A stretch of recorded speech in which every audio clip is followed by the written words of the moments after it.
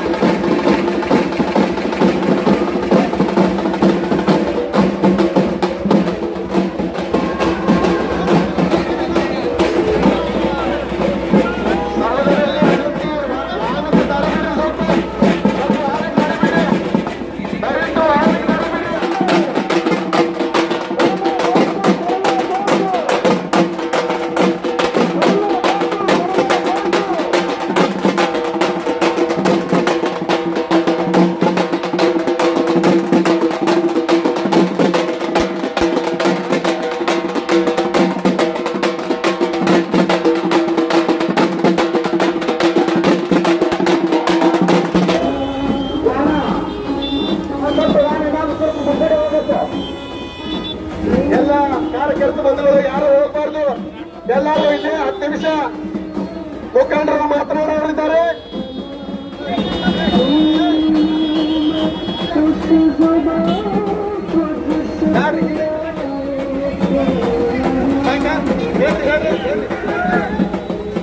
ಎಲ್ಲ ಕಾರ್ಯಕರ್ತ ಬಂಧುಗಳು ಈ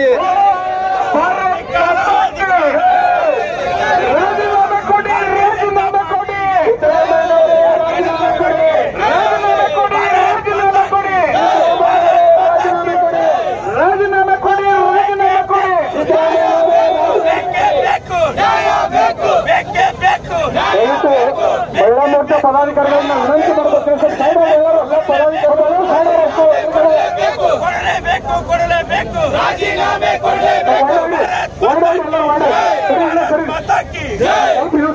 ದಯವಿಟ್ಟು ಇನ್ನೊಂದು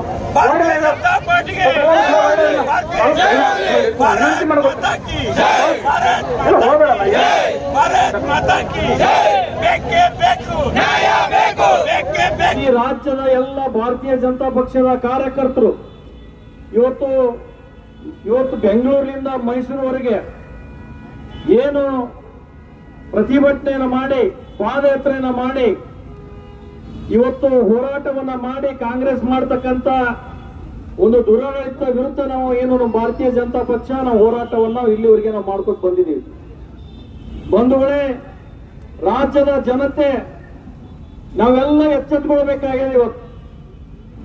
ಇವತ್ತು ಮೈಸೂರಿನಲ್ಲಿರ್ತಕ್ಕಂಥ ಒಂದು ಹಿಂದೆ ಸಿದ್ದರಾಮಯ್ಯನವರು 13 ಬಜೆಟ್ ಅನ್ನ ಮಾಡಿನಿ, ಅನೇಕ ಧೀಮಂತ ನಾಯಕ ಅಂತಕ್ಕಂಥ ಒಬ್ಬ ನಾಯಕ ತಮ್ಮ ಮನೆಯವರ ಹೆಸರಲ್ಲೇ ಇವತ್ತೇನು ಒಂದು ಕೊಟ್ಟಿ ಕಾಗದ ಪತ್ರಗಳನ್ನ ತಯಾರು ಮಾಡಿ ಇವತ್ತು ಹಗರಣವನ್ನ ಎಸೆದರೆ ಇವತ್ತು ಅವರು ರಾಜ್ಯಕ್ಕೆ ಕ್ಷಮೆ ಕೇಳಬೇಕು. ಇವತ್ತು ನಾವೆಲ್ಲ ಭಾರತೀಯ ಜನತಾ ಪಕ್ಷದವರು ಹೋರಾಟ ಮಾಡಿ ರಾಜೀನಾಮೆನ ಕೊಡ್ಬೇಕಂತ ಹೇಳಿ ಇವತ್ತು ಈ ವೇದಿಕೆ ಮುಖಾಂತರ ಒತ್ತಾಯನ ಮಾಡ್ಲಿಕ್ಕೆ ತಿಳೋ ಬಂಧುಗಳೇ. ಆದ್ರೆ ಈ ಸಂದರ್ಭದಲ್ಲಿ ನಾನು ಹಿಂದೆ ಇರ್ತಕ್ಕಂಥ ಸನ್ಮಾನ್ಯ BS ಯಡಿಯೂರಪ್ಪ ಸಾಹೇಬರು ಹಿಂದೆ ನಾನು ಇವರು ಅನೇಕ ಯಾವ ರೀತಿ ವಿಚಾರವನ್ನ ಮಾಡಿ 13 ಅವರು ಯಾವ ರೀತಿ ಮಾತನಾಡಿದ್ರು ಸಿದ್ದರಾಮಯ್ಯ ಅವರು ಅನ್ನೋದನ್ನ ಈ ಪತ್ರಿಕೆಯಲ್ಲಿದೆ.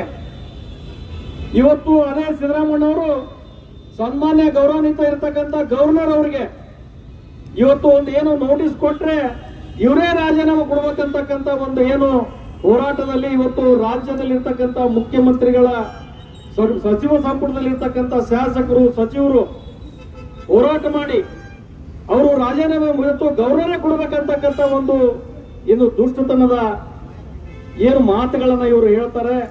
ಇವತ್ತು ನಾವೆಲ್ಲ ಭಾರತೀಯ ಜನತಾ ಪಕ್ಷ ಭ್ರಷ್ಟ ಮುಖ್ಯಮಂತ್ರಿ ತಗುಲಿ ಲೂಟಿ ಸರ್ಕಾರ ಕೊನೆಗಾಗಲಿ ಅಂತಕ್ಕಂಥ ಇವತ್ತು ಭಾರತೀಯ ಜನತಾ ಪಕ್ಷ ನಾವು ಹೋರಾಟವನ್ನು ಮಾಡಿದೀವಿ. ಆದ್ರೆ ಇವತ್ತು ಇಷ್ಟೆಲ್ಲ ಆದ್ರೂ ಕೂಡ ಎಂತ ಅವರು ಮಂಡ ಧೈರ್ಯ ಅಂತಂದ್ರೆ ನಾನು ಯಾಕೆ ರಾಜೀನಾಮೆ ಕೊಡ್ಬೇಕಪ್ಪ ಅಂತಕ್ಕಂಥ ಮಾತುಗಳನ್ನ ಇವತ್ತು ಮುಖ್ಯಮಂತ್ರಿಗಳು ಮಾತಾಡ್ತಾರೆ. ಸನ್ಮಾನ್ಯ ಮುಖ್ಯಮಂತ್ರಿಗಳು ನಾನು ಹೇಳಲಿಕ್ಕೆ ಬಯಸ್ತೀನಿ, ಸನ್ಮಾನ್ಯ ತಾವು 2013 ವರ್ಷಗಳ ಹಿಂದೆ ಇವತ್ತು ಸನ್ಮಾನ್ಯ ಇವತ್ತು ಮುಖ್ಯಮಂತ್ರಿಗಳು ನಮ್ಮ ಯಡಿಯೂರಪ್ಪ ಸಾಹೇಬರ ಬಗ್ಗೆ 2011ರಲ್ಲಿ ಜನವರಿ ತಿಂಗಳಲ್ಲಿ ತಾವು ಏನು ಮಾತನಾಡಿದ್ರಿ ಈ ತಾವು ಮಾತನಾಡ್ತಕ್ಕಂಥ ಮಾತುಗಳನ್ನ ಪತ್ರಿಕೆಯಲ್ಲಿದೆ. ಇವತ್ತು ನನ್ನ ಬಾಯಿಗೆ ಬರ್ತಕ್ಕಂಥ ಮಾತುಗಳಲ್ಲ, ತಾವು ಏನು ಮಾತಾಡಿದ್ರಿ ಅಂಕಿ ಸಂಖ್ಯೆಗಳನ್ನ ಪತ್ರಿಕೆಯಲ್ಲಿ ಇದೆ ಬಂಧುಗಳೇ. ಇವತ್ತು ಆದ್ರೂ ಕೂಡ ಎಲ್ಲ ಸಚಿವರು ಏನು ಇವತ್ತು ನಮ್ಮ ಭಾರತೀಯ ಜನತಾ ಪಕ್ಷದ ಮೇಲೆ ಇವತ್ತು ಗೋಬೆ ಕೊಡಿಸ್ತಕ್ಕಂಥ ಏನು ನಡೆಸಿದ್ದಾರೆ ಇದು ಯಾವ ಕಾಲಕ್ಕೂ ನಾವು ಬಿಡೋದಿಲ್ಲ. ಇದರ ಹೋರಾಟವನ್ನು ಮುಂದೆ ಮಾಡ್ತೇವೆ. ಸನ್ಮಾನ್ಯ ಮುಖ್ಯಮಂತ್ರಿಗಳು ಇಷ್ಟೇ ಅಲ್ಲ, ಇವತ್ತು ಹೋರಾಟ ಮಾಡಿ ಇವತ್ತು ತಮ್ಮ ಕರ್ನಾಟಕ ಸರ್ಕಾರದಲ್ಲಿ ಮುಖ್ಯಮಂತ್ರಿಯಾಗಿ ನೀವು ಮುಂದುವರಲಿಕ್ಕೆ ಸಾಧ್ಯ ಇಲ್ಲ ಅಂತಕ್ಕಂಥ ಮಾತನ್ನ ಈ ಸಂದರ್ಭದಲ್ಲಿ ನಾನು ಹೇಳಿಕೆ ನಾನು ಬಯಸ್ತೀನಿ ಬಂಧುಗಳೇ. ಆದ್ರೆ ಎಂದೆಯೂ ಕಾಂಗ್ರೆಸ್ ಸರ್ಕಾರ ಬಂದಿದೆ. ಆ ಕಾಂಗ್ರೆಸ್ ಸರ್ಕಾರ ಬಂದ ನಂತರ ಇವತ್ತು ನಮ್ಮ ಬಿಜಾಪುರ ಜಿಲ್ಲೆಯಲ್ಲಿ ನಮ್ಮ ಹೊಲದ ಉತ್ತಾರಗಳನ್ನು ನಾವು ನೋಡ್ಕೋಬೇಕಾಗ್ಯದ. ಇವತ್ತು ಪತ್ರಿಕೆಯಲ್ಲಿ 35 ದಾಖಲೆಗಳನ್ನ ಕೊಟ್ಟಿ ಕಾಗದಗಳನ್ನ ತಯಾರು ಮಾಡಿದ್ದಾರೆ. ಇವತ್ತು ಪತ್ರಿಕೆಯಲ್ಲಿ ಹಾಕಿದಿರ್ತಕ್ಕಂಥದ್ದು ಎಲ್ಲ ನೀವು ನೋಡಬಹುದು. ಇದು ಒಂದು ಸ್ವಲ್ಪ ಮೈಕ್ ಹೆಲ್ಪ್ ಮಾಡಿ. ಇವತ್ತು ಅನೇಕ ಈ ಪತ್ರಿಕೆಯಲ್ಲಿ 36 ಬಿಜಾಪುರ ನಗರದಲ್ಲಿ ಕಾಂಗ್ರೆಸ್ನಲ್ಲಿ ಇರ್ತಕ್ಕಂಥ ನಾಯಕರು, ಕಾಂಗ್ರೆಸ್ನ ಅತಿ ಬಲಗೈ ಬಂಟ್ರು ಇವತ್ತು 35 ಪತ್ರಿಕೆಯಲ್ಲಿ ಬರ್ತಕ್ಕಂಥದ್ದು ತಾವೆಲ್ಲ ನೋಡಬಹುದು. ಇವತ್ತು ಅದಾದ್ರೂ ಕೂಡ ಅವ್ರ ಮೇಲೆ ಕೇಸ್ಗಳಾದವು, ಕೊಟ್ಟಿ ದಾಖಲೆಗಳನ್ನ ಸೃಷ್ಟಿ ಮಾಡಿ ಅವ್ರ ಹೆಸರಲ್ಲೇ ಖರೀದಿ ಹಾಕೊಂಡು ಇಷ್ಟೆಲ್ಲ ಆದ್ರೂ ಕೂಡ ಒಂದು ಪಂಚನಾಮ ಆಗ್ಲಿಲ್ಲ. ಒಬ್ಬರ ಮೇಲೆ ಕೂಡ ಒಂದು FIR ಆಗಿ ಅದನ್ನ ಅಲ್ಲೇ ಬದಿಗೊಟ್ಟು ಅದನ್ನ ಏನ್ ಮಾಡಿದ್ರಪ್ಪ ಅಂದ್ರೆ ಒಂದು ಯಾವ ರೀತಿ ಒಂದು ಚಾರ್ಜ್ ಶೀಟ್ ದಾಖಲೆಯನ್ನು ಮಾಡಲಿಲ್ಲ. ಇಂಥ ಕಾಂಗ್ರೆಸ್ ಸರ್ಕಾರ ನಮ್ಮ ರಾಜ್ಯಕ್ಕೆ ಬೇಕಾ? ನಾವೆಲ್ಲ ಆತ್ಮಲೋಕನ ಮಾಡ್ಕೊಬೇಕಾಗಿದೆ. ಕಾರ್ಯಕರ್ತರು ನಾವು ಆತ್ಮಲೋಕನ ಮಾಡಿಕೊಂಡು ನಾವು ಮುಂದೆ ಕಾರ್ಯಕರ್ತರ ಬಲಿಪಶು ಆಗ್ತಕ್ಕಂಥ ಸಂದರ್ಭದಲ್ಲಿ ಇವತ್ತು ನಮ್ಮ ಹಿಂದೆ ಇರ್ತಕ್ಕಂಥ ನಮ್ಮ ಭಾರತೀಯ ಜನತಾ ಪಕ್ಷ ಸರ್ಕಾರದಲ್ಲಿ ಒಂದು ಕೊಟ್ಟಿ ದಾಖಲೆಗಳನ್ನಾಗಲಿಲ್ಲ. ಇವತ್ತು ಇವತ್ತು ನಮ್ಮ ಸಿಂದಗಿಯ ಮಾಜಿ ಶಾಸಕರು ಬೂಸ್ನೂರ್ ಅವರ ಕ್ಷೇತ್ರದಲ್ಲಿ ಕೂಡ ಮೊನ್ನೆ ಒಂದು ಕೊಟ್ಟಿ ಖರೀದಿಯನ್ನು ಕೂಡ ಆಗಿದೆ. ಇವತ್ತು ಆದ್ರೂ ಕೂಡ ಅದನ್ನ FIR ಮಾಡಿ ಅದನ್ನ ಎಲ್ಲಿ ಅವ್ರನ್ನ ಕಡೆಗಣಿಸುವ ಅದನ್ನ ಮದಿಗೆತ್ತಿರ್ತಕ್ಕಂಥ ವ್ಯವಸ್ಥೆಯನ್ನ ಇಡೀ ಬಿಜಾಪುರ ಜಿಲ್ಲೆಯಲ್ಲಿ ನಡೆದಿದೆ ಬಂಧುಗಳೇ. ಇದನ್ನೆಲ್ಲ ನೋಡಿ ನಮ್ಮ ಭಾರತೀಯ ಜನತಾ ಪಕ್ಷ ಈ ಸನ್ಮಾನ್ಯ ವಿಜೇಂದ್ರ ಅವರು ಇವತ್ತೇ ನಮ್ಮ ರಾಜ್ಯ ಅಧ್ಯಕ್ಷರಾದ ನಂತರ ಅವರು ಇವತ್ತು ಪಾದಯಾತ್ರೆ ಮಾಡಿದ ನಂತರ ಇದೊಂದು ಕಾಂಗ್ರೆಸ್ನ ಒಂದು ಬೀದಿ ನಾಟಕವನ್ನು ನಡೆಸಿದ್ದಾರೆ. ತಾವು ಎಲ್ಲ ತಪ್ಪುಗಳನ್ನ ಇಟ್ಕೊಂಡು ನಮ್ಮ ಮೇಲೆ ಗೂಬಿ ಕೂಡಿಸಿ ತಾವು ಹೋರಾಟ ನಡೆಸಿದ್ರೆ ಎಷ್ಟು ನಾಚಿಗಡಿ ಸರ್ಕಾರ ಕಾಂಗ್ರೆಸ್ ಸರ್ಕಾರ. ನೀವು ವಿಚಾರ ಮಾಡ್ರಿ, ಎಲ್ಲ ಕಾಂಗ್ರೆಸ್ ನಲ್ಲಿ ಇರ್ತಕ್ಕಂಥ ಎಲ್ಲ ವ್ಯಕ್ತಿಗಳು ಅವ್ರು ಏನ್ ಹೇಳ್ತಾರಪ್ಪ ಅಂದ್ರೆ ನಾವು ಎಲ್ಲ ಬಿಜೆಪಿಯವರು ಭ್ರಷ್ಟರು ಅಂತ ಹೇಳ್ತಾರೆ. ಬಂಧುಗಳೇ, ನಾವೆಲ್ಲ ಕಣ್ಣಾರೆ ನೋಡ್ತೀವಿ, ಕಿವಿ ತುಂಬಾ ಕೇಳ್ತೀವಿ. ನಾವು ಕಣ್ಣ ಕಿವಿ ಇದ್ರು ನಾವು ಕೂಡ್ರಂತೆ ಇದ್ದೀವಿ. ಯಾಕಂದ್ರೆ ಅಧಿಕಾರಿಗಳು ಎಲ್ಲ ಕೈಗೊಂಬೆ ಆಗಿದ್ದಾರೆ. ಎಲ್ಲ ಪತ್ರಿಕೆಯಲ್ಲಿ 36 ಕೊಟ್ಟಿ ದಾಖಲೆಗಳ ಬಿಜಾಪುರ ಜಿಲ್ಲೆಯಲ್ಲಿ ಆಗಿದೆ. ಬಿಜಾಪುರ ಜಿಲ್ಲೆ ಆದ್ರೂ ಕೂಡ ಅವ್ರ ಮೇಲೆ ಒಬ್ಬರ ಮೇಲೆ ಕ್ರಮ ತಗೊಳ್ಳಿಲ್ಲ. ಇಂಥ ಸರ್ಕಾರ ನಮ್ಮ ರಾಜ್ಯಕ್ಕೆ ಬೇಕಾ? ನಾನು ಇಷ್ಟೇ ಒತ್ತಾಯನ ಮಾಡ್ತೀನಿ ಬಂಧುಗಳೇ. ಇವತ್ತೇನು ನಮ್ಮ ಭಾರತೀಯ ಜನತಾ ಪಕ್ಷ ಎಲ್ಲ ಕಾರ್ಯಕರ್ತರು ಇಡೀ ರಾಜ್ಯದಲ್ಲಿ ಸನ್ಮಾನ್ಯ BY ವಿಜೇಂದ್ರ ಅವರ ನೇತೃತ್ವದಲ್ಲಿ ಎಂದು ಕೇಳಿಲ್ಲ, ಎಂದು ನೋಡಿಲ್ಲ ಅಂತಕ್ಕಂಥ ಮಾತನ್ನು ಹೇಳಕ್ ಬಯಸ್ತೀನಿ ನಾನು. ಸಿದ್ದರಾಮಯ್ಯ ಅವ್ರ ಬಗ್ಗೆ ಬಹಳ ಗೌರವ ಇರ್ತಾರೆ. ಅವರು ಜನತಾ ಪಕ್ಷದಾಗಿದ್ರು. ಅವರು ರಾಮಕೃಷ್ಣ ಹೆಗಡೆ ಅವರು, ದೇವೇಗೌಡರು, ಬೊಮ್ಮಾಯಿ ಅವರು, ಜಯೇಶ್ ಪಟೇಲ್ ಅಂತ ಮಹನೀಯರ ನಾಯಕತ್ವದಲ್ಲಿ ರಾಜಕೀಯ ಜೀವನವನ್ನು ಪ್ರಾರಂಭ ಮಾಡಿರ್ತಕ್ಕಂಥ ಸಿದ್ದರಾಮಯ್ಯನವರು ಇವತ್ತು ಕಾಂಗ್ರೆಸ್ಗೆ ಹೋಗಿ ಕರ್ನಾಟಕದ ಮುಖ್ಯಮಂತ್ರಿ ಆದ ಮೇಲೆ ಆ ಮೌಲ್ಯ ಅಂತಕ್ಕಂಥ ವಿಷಯಕ್ಕೆ ಅಪಮಾನ ಮಾಡಿ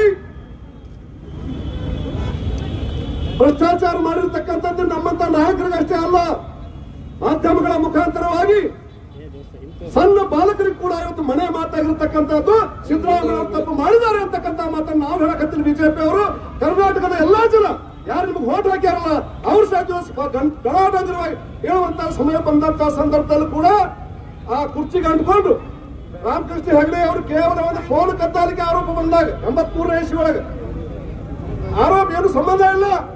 ವಿರೋಧ ಪಕ್ಷದ ನಾಯಕರು ಫೋನ್ ಕದ್ದು ಕೇಳಿರಿ ಅಂತಕ್ಕಂಥ ಆರೋಪ ವಿರೋಧ ಪಕ್ಷದವರು ಮಾಡಿದಾಗ ತಕ್ಷಣ ಮುಖ್ಯಮಂತ್ರಿ ಸ್ಥಾನಕ್ಕೆ ರಾಜೀನಾಮೆ ಕೊಟ್ಟಿರ್ತಕ್ಕಂಥ ದಿವಂಗತ ರಾಮಕೃಷ್ಣ ಹೆಗಡೆ ಅವರ ನಾಯಕತ್ವದಲ್ಲಿ ಅವರು ಗರಡಿಯಲ್ಲಿ ಬೆಳೆದಿರ್ತಕ್ಕಂಥ ಸಿದ್ದರಾಮಯ್ಯ ಅವರಿಗೆ ನಿಮ್ಗೆ ಏನಾಗಿದೆ ಅಂತಕ್ಕಂಥ ಪ್ರಶ್ನೆಯನ್ನು ಸಾರ್ವಜನಿಕ ಕೇಳಕ್ ಬಯಸ್ತೀನಿ ನಾನು. ನಿಮ್ಮಲ್ಲಿ ಕಾಂಗ್ರೆಸ್ ಆಗ್ತಿಲ್ಲ, ಕುರ್ಚಿ ಸಲ ಹೋಗಿರಿ ನೀವು ಅಲ್ಲಿ ಕಾಂಗ್ರೆಸ್ ಹೆಚ್ಚು ಭ್ರಷ್ಟಾಚಾರ ಮಾಡಕತ್ತೀರಿ ನೀವು. ಹಂಗ ಒಂದು ಹಲ್ಲಿ ಯಾವ ಬಂದದ ಗಾಡಿ ಮ್ಯಾಗ ಇರ್ತೈತಿ, ಆ ಗಾಡಿಗೆ ಯಾವ ಬಣ್ಣ ಇರ್ತೈತಿ ಆ ಹಲ್ಲಿಗೆ ಯಾವ ಬಣ್ಣ ಬರ್ತೈತಿ ನೋಡ್ರಿ. ಮನ್ಯಾಗ ಬಿಳಿ ಬಣ್ಣ ಇದ್ರೆ ಹಲ್ಲಿ ಬಿಳಿ ಇರ್ತೈತಿ, ಕೆಂಪು ಬಣ್ಣ ಇದ್ರೆ ಹಲ್ಲಿ ಕೆಂಪು ಬಣ್ಣ ಆಕೈತಿ, ನೀಲಿ ಬಣ್ಣ ಇದ್ರೆ ಗಾಡಿಗೆ ನೀಲಿ ಬಣ್ಣ ಆಕೈತಿ. ಏನು ಕಾಂಗ್ರೆಸ್ ಗಾಡಿ ಒಳಗೆ ಹೋಗಿರಿ ನೀವು ಪೂರ್ಣ ಹಿಂದೆ ಕಾಂಗ್ರೆಸ್ ಹುಟ್ಟಿರ್ತಕ್ಕಂಥ ಸಂದರ್ಭ ಹಿಡ್ಕೊಂಡು ಕೇಂದ್ರ ರಾಜ್ಯದಲ್ಲಿ ಏನು ದೊಡ್ಡ ದೊಡ್ಡ ಭ್ರಷ್ಟಾಚಾರ ಮಾಡಿದಾರ. ನೀವು ಕೇವಲ 2ನೇ ಬಾರಿ ಮುಖ್ಯಮಂತ್ರಿ ಆಗಿರ್ತಕ್ಕಂಥ ಸಂದರ್ಭದಲ್ಲಿ ಅವ್ರಿಗೆಲ್ಲ ಮೀರಿಸಿರ್ತಕ್ಕಂಥ ಭ್ರಷ್ಟಾಚಾರ ಮಾಡಿರ್ತಕ್ಕಂಥ ಒಬ್ಬ ಮುಖ್ಯಮಂತ್ರಿ ಯಾರಾದ್ರೆ ಅದು ಸಿದ್ದರಾಮಯ್ಯ ಅಂತಕ್ಕಂಥ ಮಾತನ್ನು ಬಹಳ ಖಡಾಖಂಡಿತವಾಗಿ ಹೇಳಕ್ ಬಯಸ್ತೀನಿ ಬಂಧುಗಳೇ. ಇದ ನಿಮ್ಮ ಸ್ವಂತ ಆಸ್ತಿ ಅಂತ ತಿಳ್ಕೊಂಡ್ರೆ ಏನು ಮುಖ್ಯಮಂತ್ರಿ ಸ್ಥಾನ ನಾನು ತಿಳಿಯಲ್ದೇನು? ಎಲ್ಲರೂ ಹೇಳಕತ್ತೇವ, ದಾಖಲೆ ಹೇಳಕತ್ತೇವ. ನಮ್ಮ ಹೆಣ್ಮಕ್ಳು ಅರ್ಜಿನ ಕೊಟ್ಟಿಲ್ಲ ಅಂತ ಹೇಳಿ ಅರ್ಜಿ ಐತೆ ಅದಕ್ಕೆ ವೈಟ್ನರ್ ಹಚ್ಚಿರಿ, whitener ಹಚ್ಚಾರಿಲ್ಲ, whitener paper ಹೇಳಿದ್ದಿಲ್ಲ.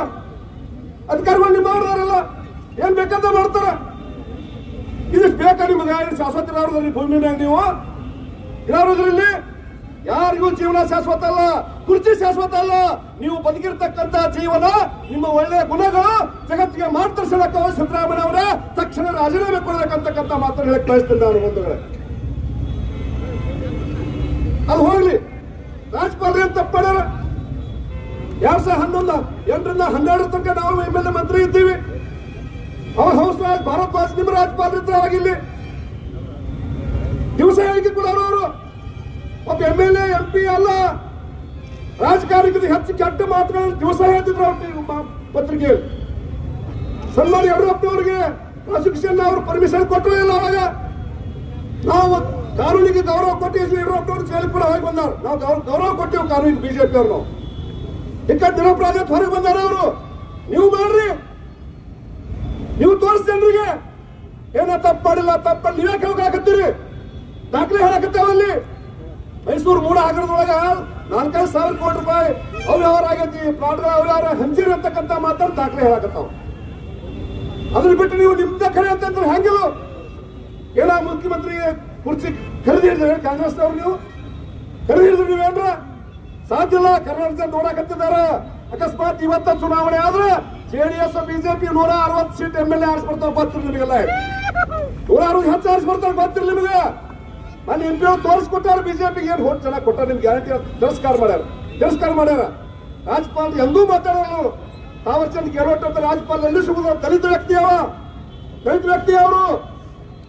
Ivan D'Souza ಆ ಬಾಯಿ ಬಚ್ಚಲ್ ಮಾವ್ರೆ ನಿಂತು ಬಾಯೆಲ್ಲ ಗಟಾರ್ ನಿಂತು ಬಂಗಾಳದಾಗ ಆಗಿರ್ತಕ್ಕಂಥ ಅಲ್ಲೇ ಇಲ್ಲಿ ಮಾಡ್ತಾರೆ. ಹುಚ್ಚಾರ ಕೈ ಕೊಡಬೇಕು ಗೊತ್ತಿಲ್ಲ ಬಿಜೆಪಿ ಅವರು. ಯಾರು ಈ ಜನ ನಿಧಿ ಬರ್ದು ಕೊಂಡೇನ್ ಹಾಕಿ ನೋಡಿದ್ರೆ ಮುತ್ತಿಗೆ ಹಾಕಿ ನೋಡೋದು.